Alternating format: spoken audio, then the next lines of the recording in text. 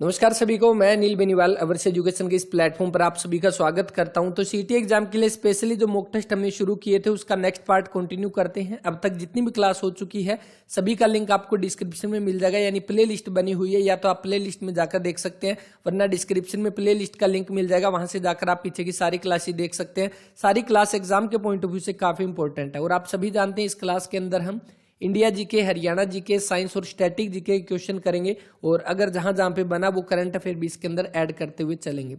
पिछली क्लास में आप सभी से क्वेश्चन पूछा गया था कि संविधान की किस अनुसूची में राज्यसभा की सीटों का राज्यवार आवंटन लिखित है, तो आप सभी ने राइट आंसर किया था। चौथी अनुसूची हो जाएगा ऑप्शन नंबर ए। राज्यसभा की सीटों का आवंटन इसके अंदर दिया गया। राज्यसभा की कुल सीटें यानी मैक्सिमम कितनी हो सकती है, 250। वर्तमान में अगर आपसे पूछे कितनी, 245, और इस 245 में भी 233 जो है वो आपके राज्य से यानी स्टेट और प्लस में केंद्र शासित प्रदेश से आपके चुने जाते हैं, यानी इनका इलेक्शन होता है, इलेक्टेड होते हैं। इसके बाद यहाँ पर जो कितने बचे, 12, तो ये 12 जो है ना वो कौन करता है, इनको राष्ट्रपति इनका अपॉइंट करता है, राष्ट्रपति मनोनीत करता है इन 12 सदस्यों को राज्यसभा के अंदर। इसका जो बना चौथी अनुसूची, option number A right answer. तीसरी अनुसूची पूछे तो जो विभिन्न पदाधिकारी है उनकी शपथ का उल्लेख किसके अंदर दिया गया है, तीसरी के अंदर। 10वीं अनुसूची किससे है, तो आप सभी जानते हैं दल बदल विरोधी कानून जो है उससे संबंधित है। और ये कब जोड़ा गया इसको, तो 52वां संविधान संशोधन जो हुआ था 1985 के अंदर, इसके तहत इसको जोड़ा गया था। 8वीं अनुसूची पिछली क्लास में हम बात कर चुके हैं, भाषा से संबंधित रहेगा। अभी इसके अंदर कुल कितनी भाषाएं हैं तो कमेंट करके आप बता देना।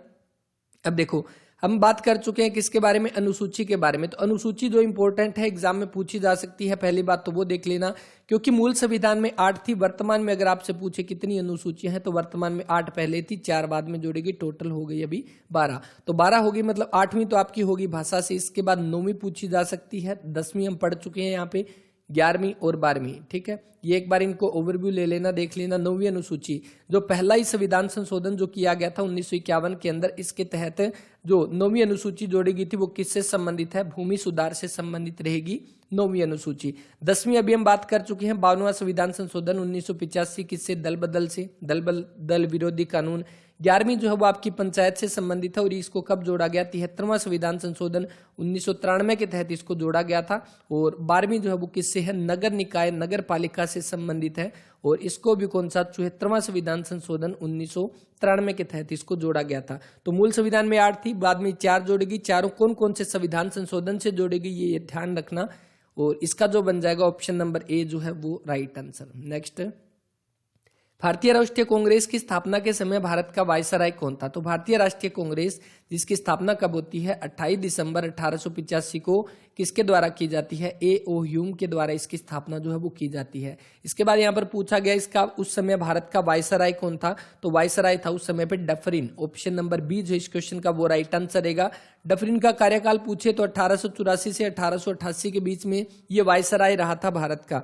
इसके बाद देखो बाकी यहाँ पर जो दिया गया चैम्प्सफोर्ड, आप चैम्प्सफोर्ड के बारे में हम पहले भी बात कर चुके हैं, क्योंकि चैम्प्सफोर्ड इंपॉर्टेंट है। कैसे, जो चैम्प्सफोर्ड आपका जो रहा था ये कब से, 1916 से लेकर 1921 के बीच में रहा था। और उस समय कौन सी घटना घटी थी, देखो उस समय रोलट एक्ट भी आया था, एक तो रोलट एक्ट आया था, आप सभी जानते हैं 1919 के अंदर। जलियांवाला बाग हत्याकांड जो होता है वो किसके टाइम पे होता है, चैम्प्सफोर्ड के टाइम पे होता है। उसके बाद करजन 1905 के अंदर, आप सभी जानते हैं, काफी फेमस किसके लिए है, बंगाल विभाजन जो है उसके लिए जाना जाता है किसको, करजन को। उसके बाद बारी आती है लिनलिथगो, और लिनलिथगो जो रहा था ये कब से, 1936 से लेकर 1943 तक रहा था। और इस समय पे कौन सी घटना हुई थी जो एग्जाम में पूछी जा सकती है, कि भारत छोड़ो आंदोलन। भारत छोड़ो आंदोलन जो है जो आपका शुरू हुआ था, भारत छोड़ो आंदोलन, और ये कब शुरू हुआ था, 8 अगस्त 1942 को। और 8 अगस्त 1942 को जब भारत छोड़ो आंदोलन शुरू हुआ था उस समय कौन था, लिनलिथगो था, ये ध्यान रखना है आपको। इसके साथ ही इस समय पे एक और कौन सी घटना घटी थी, 1939 के अंदर सेकंड वर्ल्ड वार जो चला था, सेकंड वर्ल्ड वार चला था 1939 से 1945 तक। तो जब स्टार्ट हुआ था उस समय कौन था, लिनलिथगो यहाँ पर रहेगा, तो ये ध्यान रखना है। इसके साथ ही क्रिप्स मिशन जो आया था, क्रिप्स मिशन जिसको महात्मा गांधी ने पोस्ट डेटेड चेक बोला था, जो कि मार्च 1942 में आया था, इस समय भी कौन था, सेम यही लिनलिथगो रहेगा। तो ये कुछ इंपॉर्टेंट घटनाक्रम है जो आपको ध्यान रखने हैं। और कांग्रेस की स्थापना जो हुई थी उस समय कौन था, डफरिन था। ऑप्शन नंबर 20 क्वेश्चन का जो है वो राइट आंसर रहेगा। नाबार्ड की स्थापना किसकी सिफारिश पर की गई थी? काफी इंपॉर्टेंट क्वेश्चन बनेगा। कुछ इंपॉर्टेंट समितियों से क्वेश्चन जो बन सकते हैं, कौन कौन से? सबसे पहली बात देखो, लोक लेखा समिति। लोक लेखा समिति जो है, इसके बारे में पूछा जाता है कि पहली बात ये अभी पीछे के एग्जाम में पूछा गया था, एचएस के एग्जाम में आया था। लोक लेखा समिति, इसके अंदर कुल कितने सदस्य होते हैं? तो इसके अंदर टोटल 22 सदस्य होते हैं लोक लेखा समिति में, और इसमें कितने होते हैं? तो 15 जो है वो होते हैं किससे? लोकसभा से, और 7 जो है किससे? राज्यसभा से सदस्य इसके अंदर रहेंगे। टोटल होते हैं 22 सदस्य, ठीक है। 15 लोकसभा, 7 राज्यसभा। इसका अध्यक्ष कौन होता है? तो विपक्ष का नेता जो है वो लोक लेखा समिति का अध्यक्ष होता है। इसके बाद यंग हिल्टन आयोग जो रहेगा, तो यंग हिल्टन आयोग के तहत किसकी स्थापना होती है? Reserve bank of India, RBI की स्थापना जो है वो की जाती है यंग हिल्टन आयोग से। कब की बात है? 1 अप्रैल 1935। तो 1 अप्रैल 1935 को RBI, reserve bank of India की स्थापना किस आयोग से होती है? यंग हिल्टन आयोग से जो है वो की जाती है। इसके बाद जो पूछा जाता है सरकारिया आयोग, अभी के एग्जाम में आपने देखा होगा ये क्वेश्चन पूछा गया था। सरकारिया आयोग ये किससे संबंधित है? तो ये केंद्र व राज्य के बीच में संबंध, केंद्र व राज्य के बीच में जो है संबंध है उससे संबंधित है। कौन सा? सरकारिया आयोग। अभी आपका यूपी पेट में पूछा गया था, और शायद पीछे कांस्टेबल के एग्जाम में भी एक क्वेश्चन आया था। तो ये ध्यान रखना, केंद्र व राज्य के बीच में संबंध बनाने से संबंधित है सरकारी आयोग। यंग हिल्टन आरबीआई से। लोक लेखा समिति, जिसमें आपके 15 और 7 22 सदस्य होते हैं। तो नाबार्ड की स्थापना होती है किससे? शिव रमन समिति के द्वारा नाबार्ड की स्थापना की जाती है। नाबार्ड जो उसकी है फुल फॉर्म क्या हो जाएगी? तो फुल फॉर्म आप ध्यान रखना, national bank for agriculture, national bank for agriculture and rural development bank, ठीक है। तो ये ध्यान रखना। और अगर ये पूछे कि नाबार्ड की स्थापना जो है वो कब होती है, तो 12 जुलाई 1982 को नाबार्ड की स्थापना की जाती है शिव रमन समिति के द्वारा। और इसका हेडक्वार्टर कहाँ पर है? मुंबई के अंदर इसका हेडक्वार्टर रहेगा। और वर्तमान में इसके अध्यक्ष कौन है? गोविंद राजाजू चिंतालू जो है वो वर्तमान में नाबार्ड के अध्यक्ष हो जाएंगे। तो ये ध्यान रखना है। बाकी अभी वर्तमान में जितने भी आपके भारत में कौन क्या है, आज शाम तक वो क्लास हम करेंगे बिल्कुल अच्छे तरीके से। और सारी चीजें देखो जो है, वर्तमान में भारत का मंत्रिमंडल कौन है, किस मंत्री के पास कौन सा डिपार्टमेंट है, हरियाणा के कौन से मंत्री है उसके अंदर, तो वो आज शाम तक कर लेंगे। उसके अंदर आपके काफी सारे क्वेश्चन कवर होंगे जहां से ज्यादा पूछे जाने के चांसेस रहेंगे। नेक्स्ट क्वेश्चन, हरियाणा का पहला वित्त मंत्री कौन था? तो हरियाणा का वित्त मंत्री पूछा गया। पहली बात अगर पूछे अभी वर्तमान में हरियाणा का, एक सेकेंड, वित्त मंत्री कौन है वर्तमान में? तो अभी वर्तमान में आप सभी जानते हैं वित्त मंत्री का डिपार्टमेंट यानी किसके पास है? हरियाणा के सीएम के पास है। मनोहर लाल खट्टर जो है वो वर्तमान में सीएम जो है वो वित्त मंत्री रहेंगे वर्तमान के अंदर। तो हरियाणा का पहला वित्त मंत्री जो है कौन था, वो कौन हो जाएंगे? तो ओम प्रभा जैन हो जाएगी। ऑप्शन नंबर 2 जो इस क्वेश्चन का वो राइट आंसर है, ओम प्रभा जैन। देखो हरियाणा जब बना था ना 1 नवंबर 1966 को, 1 नवंबर 1966 को बना था, तो उस साल बजट पेश नहीं किया गया था। बजट पेश हुआ अगले साल 1967 के अंदर। और बजट पेश किसके द्वारा किया गया? ओम प्रभा जैन के द्वारा ये बजट पेश किया गया। किसके द्वारा? ओम प्रभा जैन के द्वारा बजट पेश किया गया था, भारत का पहला। इसके साथ ही ये किसी भी राज्य की महिला वित्त मंत्री बनने वाली भी पहली महिला बनी है। जैसे सन्नो देवी पहली है ना जो विधानसभा स्पीकर बनने वाली, इसी तरह से ओम प्रभा जैन ये भी आपकी पहली हो जाएगी। यानी कि हरियाणा में पहली बार बजट भी पेश किया गया ओम प्रभा जैन के द्वारा, और पहली महिला जो बनी किसी भी राज्य के अंदर, पहली महिला वित्त मंत्री वो भी बनी थी ओम प्रभा जैन। संबंध अगर पूछे ओम प्रभा जैन का कहां से है, वैसे तो इनका संबंध कहां से, वाराणसी से हो जाएगा, लेकिन इनका हरियाणा से संबंध है क्योंकि इनकी शादी हरियाणा के जींद में केसी जैन जो है उनके साथ हुई थी, इसीलिए इनका संबंध हरियाणा के जींद से हो जाएगा।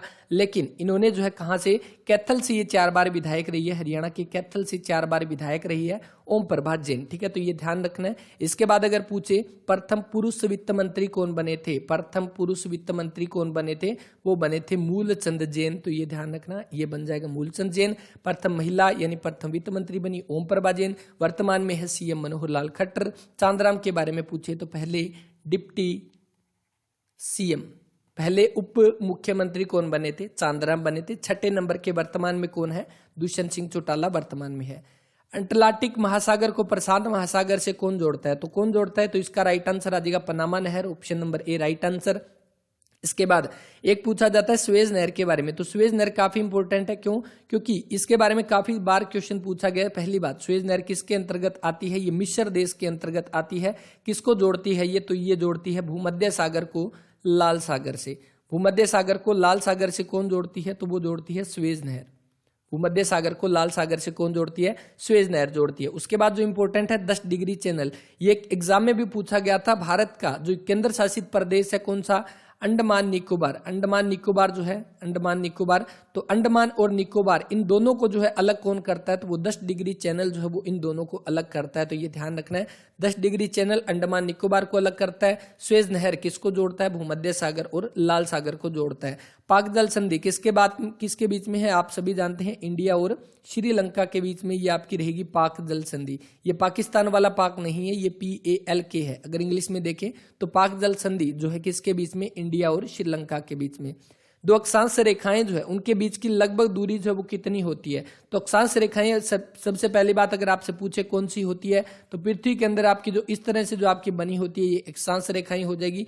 और इसके बाद यहाँ पर जो दिया गया पूर्व से पश्चिम की ओर चलती है, इनके बीच की दूरी पूछा जाए तो कितनी हो जाएगी? 111 किलोमीटर हो जाएगी। और अगर मील में पूछे तो कितनी? 69 मील जो है इनके बीच की दूरी हो जाएगी। तो ये ध्यान रखना है, अक्षांश रेखाएं पूर्व से पश्चिम, देशांतर रेखाएं उत्तर से दक्षिण की ओर जाती है। नेक्स्ट, भारतीय संविधान में संशोधन किस अनुच्छेद के तहत आता है? अभी हमने जो पढ़ा था कि भारत के अंदर जो अनुसूचियां जोड़ी गई थी पहला संविधान संशोधन से 1951 के तहत आपकी 9वीं अनुसूची जोड़ेगी। तो जो संविधान का संशोधन करने की जो प्रक्रिया है ये हमने कहाँ से ली थी? पहली बात ये हमने ली थी दक्षिण अफ्रीका से, साउथ अफ्रीका से हमने लिया है। जैसे मौलिक अधिकार हमने अमेरिका से लिए हैं, DPSP हमने आयरलैंड से लिए हैं, उसी तरह से संशोधन करने की प्रक्रिया हमने ली है साउथ अफ्रीका से। और किस आर्टिकल में है ये? तो ऑप्शन नंबर ए 368 में हो जाएगा।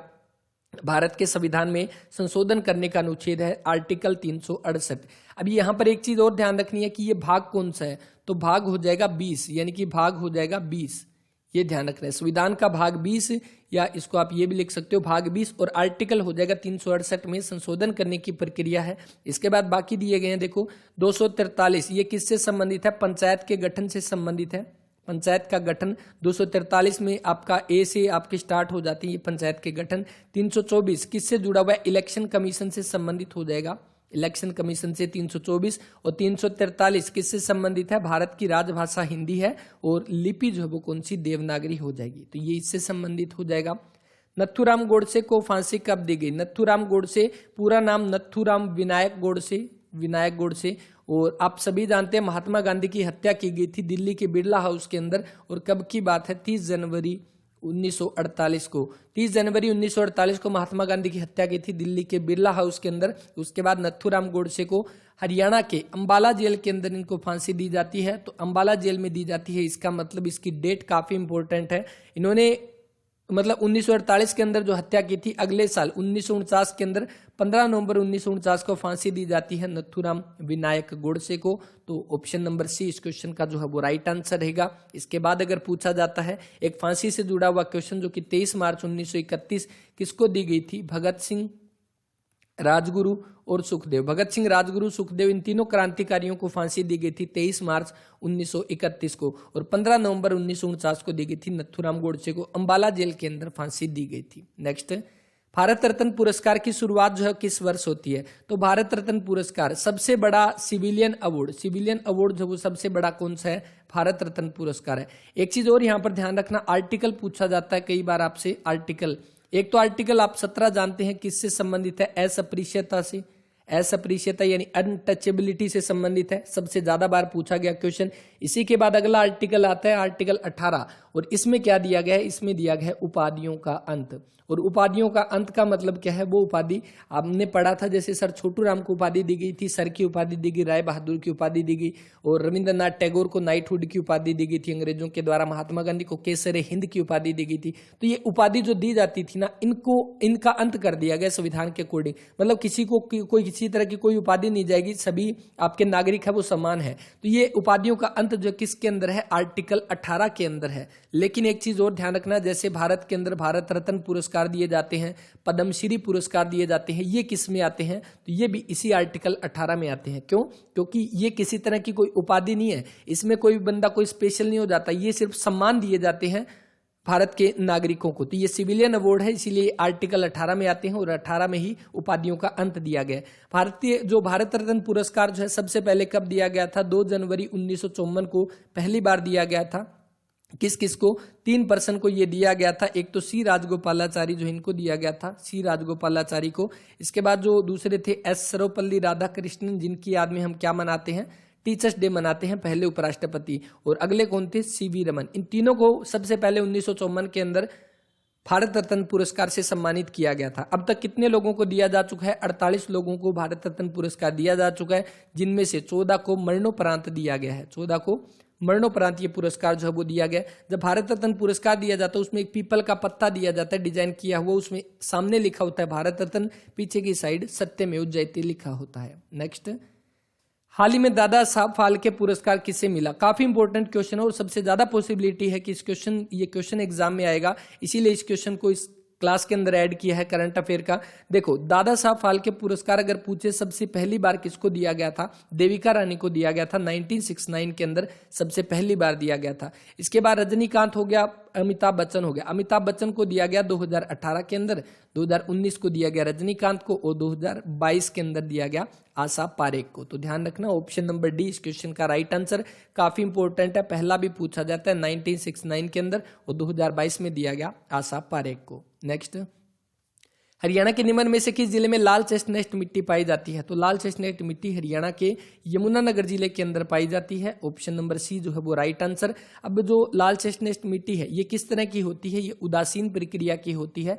और उदासीन प्रक्रिया का मतलब आपका क्या है? जैसे हम पढ़ते हैं कि मिट्टी के अंदर आपकी एसिडिटी कितनी होती है या बेस कितना होता है, क्षारीय मिट्टी है, तो मतलब जो पीएच स्केल हमारा होता है जिसमें बिल्कुल बीच के अंदर 7 जो पीएच वैल्यू होती है, इधर आपका एसिड होता है, इधर आपका बेस होता है। तो बिल्कुल जो उदासीन प्रतिक्रिया की होती है वो जिनका पीएच वैल्यू 7 होता है, उसी प्रतिक्रिया की यानी उसी तरह की मिट्टी होती है लाल चेस्टनट मिट्टी, जो यमुनानगर जिले के अंदर पाई जाती है। और इसमें नाइट्रोजन और फास्फोरस की कमी होती है इस मिट्टी के अंदर। इसके बाद अगर पूछा जाए हरियाणा के अंदर, डॉक्टर जसबीर सिंह के अनुसार हरियाणा की मृदा को कितने भागों में बांटा गया? तो 6 भागों में बांटा गया। यानी डॉक्टर जसबीर के अनुसार हरियाणा में कितने प्रकार की मिट्टी पाई जाती है? 6 प्रकार की मृदा पाई जाती है।